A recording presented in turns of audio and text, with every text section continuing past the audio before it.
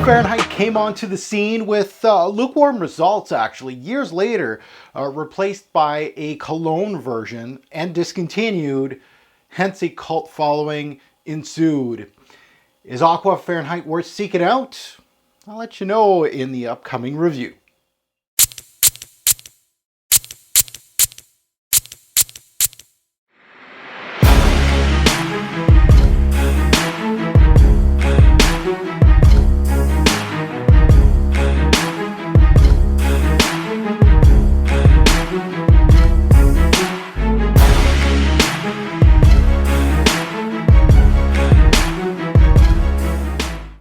YouTube fragrance family, welcome to another Robes 08 fragrance review. Today I'm putting my nose on the house of Dior and one of their Fahrenheit flankers. This one called Aqua Fahrenheit.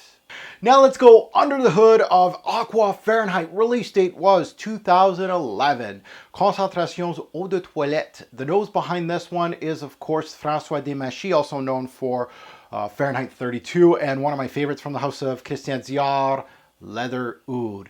This one is currently off the market. It was, as I stated earlier, replaced by Fahrenheit Cologne, the Cologne version, and when that was released, this was axed. So unfortunately, Aqua Fahrenheit is a little scarce to find. The olfactory group is Woody Floral Musk. Now let's take a look at the note breakdown. Up top, we have grapefruit and tangerine, so you have a citric start to this fragrance. In the mid, we have more greens here, violet leaf, basil, and mint. Now more in the back end of this fragrance, vetiver and leather. Now the key notes to this nose right here that I got out of Aqua Fahrenheit, it doesn't stray too much from the original Fahrenheit DNA. You got that violet leaf that is going to explode. We have some grapefruit up top and of course that leather. So the opening of Aqua Fahrenheit, the opening of it, let's remind me of this introduction. I am wearing this as my scent of the day. Huge atomizer on this thing. These are great atomizers. The opening of this, if I can describe it, refreshing, cooling, clean, watery, green, even transparent. Now the opening of Fahrenheit Aqua, or Aqua Fahrenheit, delivers as promised. It really is, hits you with a 1-2 punch of citric, the grapefruit mostly, and some tangerines. Very citrusy opening, as the grapefruit is the most dominant note up top. You can't miss it. I felt the tangerine note was succulent in this scent. It was actually well done. Even though the grapefruit is the more dominant note, it's a true burst of citrus up top to be followed by really a green fog. Now basil, mint, violet leaf kind of come barreling through into the fragrance as a green theme starts taking charge. The varied green nuances are well balanced, they're well composed, as most Demachy scents are. So I can't really knock. Demachy is a master at his work, and a lot of these Fahrenheit releases, flankers, are all very well constructed in my personal opinion. The violet leaf explosion from the original Fahrenheit is clearly present here, yet I felt it was fainter. The watery aspect of violet leaf shows itself here. It's not aquatic, as you can tell by the name. It says Aqua Fahrenheit. You feel like you're gonna have maybe a blue Fahrenheit or something a little more watery. It has watery aspects, but it's not aquatic. It's not a blue scent. It has a wet aspect that violet leaf does give, and really only violet leaf can really pull off. The spearmint gives its familiar menthol quality here in Aqua, and it's well received by me. I really like that transition from a citric up top right down to the original backbone of a Fahrenheit, with some, of course, some green nuances, and keeping that fresh, that watery aspect alive in Aqua. To note at this stage, you'll see reviews saying that this smells like cucumbers. That could be from, of course, that violet leaf watery aspect and that basil combo. The leathery hit with the vetiver starts peeking through with the green fog to bring any scent head that loved the original Fahrenheit DNA back to a familiar place. This is where this scent goes into, per their marketing, water meets fire. It really feels like there's some notes with a little bit of backbone that starts coming in. It's not really fiery per se. The leather in the Fahrenheit original and this one really doesn't have that much bite, to my honest opinion.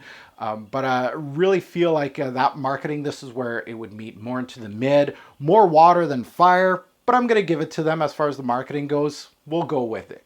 Now, more into the heart and the base of this particular fragrance. I did talk about the heart a little bit more in the introduction of this video, but let's talk about it. The transition from the citric opening to the green theme continues deep into the heart as some citric aspects try to continue push through, but mostly the grapefruit is the more prominent citric aspect, and it smells more like a splash of it at this point than the backbone. Now, the backbone of this scent, of course, is that violet leaf, the leather, the vetiver, and the mint. I felt like those were the key aspects in here. The vetiver here is of the clean variety. It blends very well with the theme itself. The leather itself has not much bite to it, just enough to say that it's there. I felt the original Fahrenheit backbone here is turned down a notch, but it's still very solid and still very well done. Fairly simple as a composition and just enough of a difference that I can see users buying both the Fahrenheit and the Aqua flanker. Don't expect an aquatic here, but a good idea of watery aspects. Now on to the X factor of Aqua Fahrenheit, and I have to say this has to be the blending. She took some of the citric aspects from the original Fahrenheit and emphasized them fully in this scent. They added, of course, grapefruit that actually works, whereas some other designers, it kind of feels out of place that they just throw a grapefruit up top to make it fresher. I felt like the blend actually worked well with the rest of the Fahrenheit DNA. The Perfumier here did his thing and deserves the praise here, to be quite honest. Overall, this was pieced together very well by Demachy and his team. I felt the added elements were spotlighted while keeping some of the original DNA in the bottle without being very much a watered down version of Fahrenheit, because we hear that a lot with Aqua or Blue or sport versions of heavy hitters. This I felt was well composed, well done, and overall a solid release in my personal opinion. Now, who is this fragrance for? It's discontinued, so who would this be for? This is definitely for the Fahrenheit collectors. If you didn't get your hands on this, probably time to get your hands on it. I could see someone getting into the Fahrenheit brand with this one. This is their first fragrance from the Fahrenheit brand and they want to discover more. This is a good starter into the Fahrenheit brand, I felt, in my personal opinion. But as I am a huge collector, not only into this hobby, but also by Dior standards, but also by Fahrenheit. I feel like I want to collect all the Fahrenheits. I'm missing a few, but not too much anymore into my collection. So this is one that I'm happy that I got way back when. I actually got the bottles with that you can actually unscrew the top. I know later in its life that you couldn't do that. So kind of a nice piece to add to my collection. So as far as ratings go, uniqueness, I'm going to give this one, and as far as marketing and the name and the note breakdown, you're just like, nothing new here, but I felt like the uniqueness was actually pretty good. 7 bottles out of 10. Not that utilizing grapefruit is anything new in the game, and that's why it's down a little bit, but I feel like this DNA, the Fahrenheit DNA, cannot be reproduced. I really feel like nothing out there can do what Fahrenheit and its flankers can do. I feel they can do flankers for eons with the original Fahrenheit. It's still selling well, so 7 bottles out of 10. Scent itself, very solid release from the house of Christian Dior. I'm going to give this one 8 bottles out of 10. Now let's move on to performance and feedback. So sprays, how many sprays do I do with this one right here? I'm going to go 6. I do my usual 1 on the chest, my first one. Neck, I go 1 on each side and then 1 in the back. And I do half sprays pretty much. These atomizers are awesome. As you can see, this stuff really does spray a lot. So you don't want to go too crazy, but 6 is still, it's a lot, but it does well. So as far as longevity goes, 7 bottles out of 10. I really felt like this was very surprising during my testing. Again, I feel like the 6 sprays does it justice. I felt like if I undersprayed this one 3 sprays or 4 sprays, I felt like it wasn't giving me as much longevity or projections. But when I hit that sweet spot, the longevity was 7 bottles out of 10, 6 to 8 hours, which is really good. I was actually very surprised in my testing. I was like, this thing isn't going to last more than 6. Surprising. Most of the time it was 6 plus. Projection, 6 bottles out of 10. It projects well for an Aqua. I'm not going to dub it like a beast mode type of fragrance. 6 bottles is pretty good for that one. Compliment factor. Fahrenheits have always done very well for me. Even the ones that are a little more bold, like the Absolute Parfum, of course. Even the summer editions that are fairly weak, they do well for me. So compliment factor, 7 bottles out of 10. Now let's move on to versatility. As age range goes, I feel like this fragrance right here, it's not one of those that you're going to think before you even wear it. I can wear this casually, jeans, going to the mall, day, night, really any season. I would say age range, teens and up, everybody. This is a free-for-all. Age range, anybody. Seasons.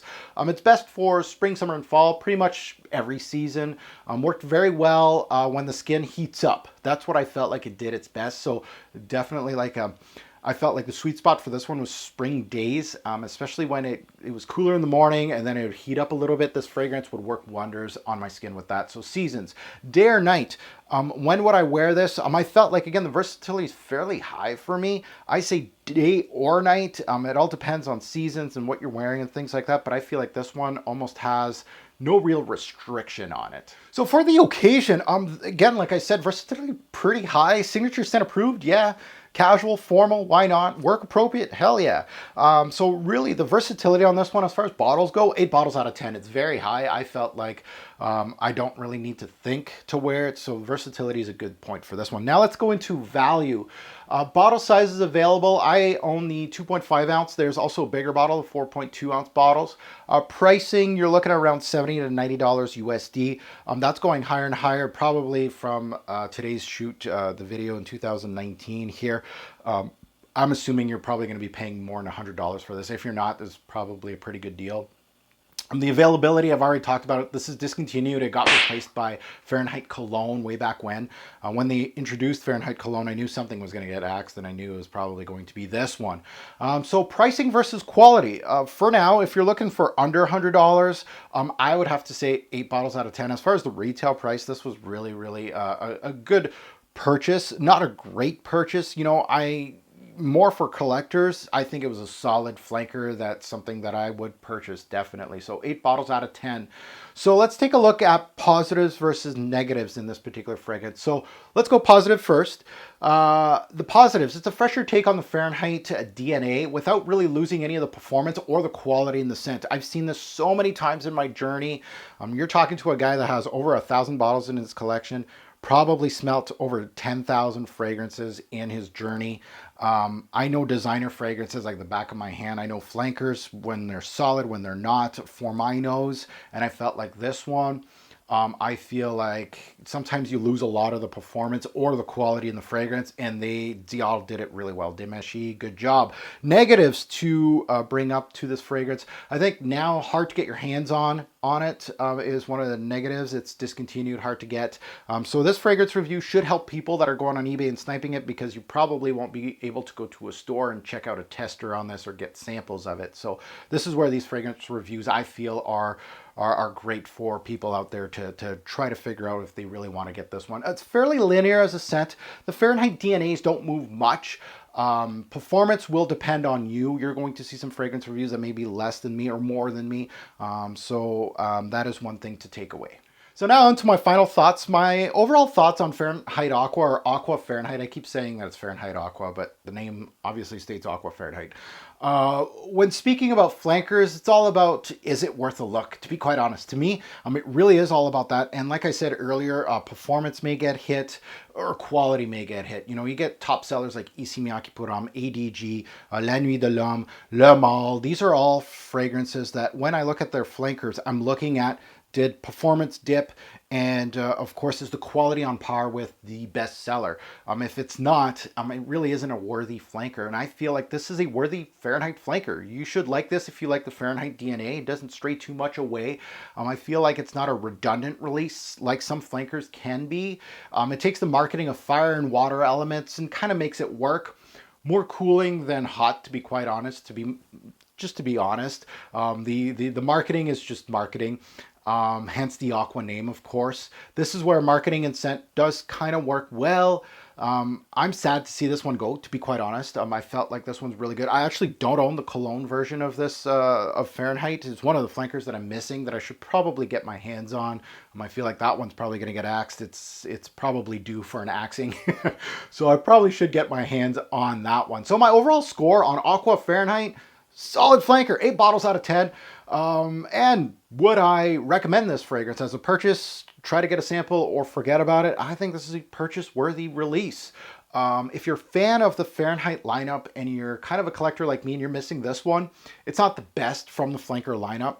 Hardly, at least in my opinion. I wouldn't, there's not too many of them, but if I had a top 3 list, it could squeak in at number 3. Not too sure about that, but still very, very solid. I like all the flankers, actually. There's none that I don't like.